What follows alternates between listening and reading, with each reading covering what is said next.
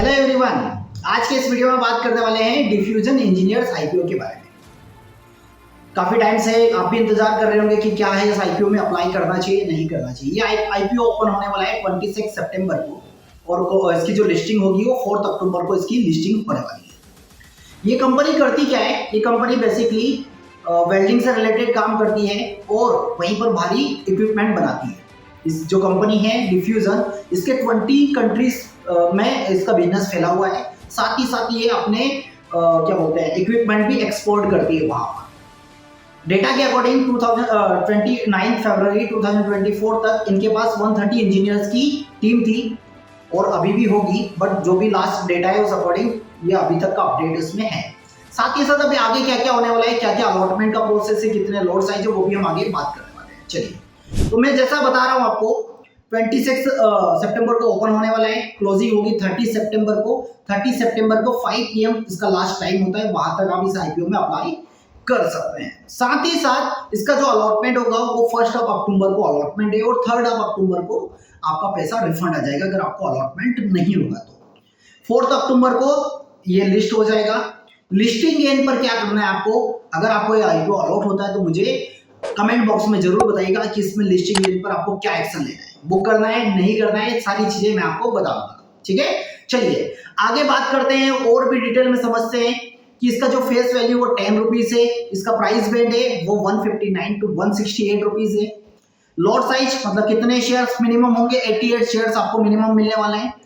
IPO कितना बड़ा है तो 158 करोड़ का आईपीओ, छोटा आईपीओ है, चलने के अच्छे चांसेस हैं। जितना छोटा आईपीओ होता है उतना ही अच्छे चांसेस होते हैं कि वो अपनी जरूरत के हिसाब से ही फंड जुटाना चाह रहे हैं। तो 158 करोड़ एक अच्छा है और इसी के साथ ये एनएसई और बीएसई दोनों एक्सचेंज पर लिस्ट होने वाला है। चलिए आगे की बात करते हैं कि इसमें रिजर्वेशन कोटा क्या रखा है। तो रिजर्वेशन कोटा इसमें भी वही सेम रखा हुआ है। क्यूआईबी के लिए 50%, रिटेलर के लिए 35% और एचएनआई के लिए 15% का कोटा यहाँ पर रखा है। अब बात करते हैं कि पैसा कितना लगेगा।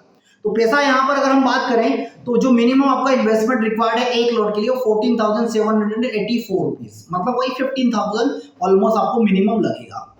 एक रिटेलर मैक्सिमम कितना कर सकता है, 1,92,000, मतलब 13 लोड मैक्सिमम कर सकता है।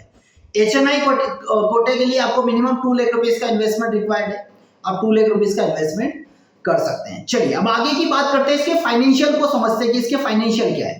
तो फाइनेंशियल की बात करूं तो 2022 लास्ट 3 ईयर का किसी भी आईपीओ को फाइनेंशियल देखा जाता है और ये इनको सेबी को भी लास्ट 3 ईयर का ही डेटा अपडेट करना होता है।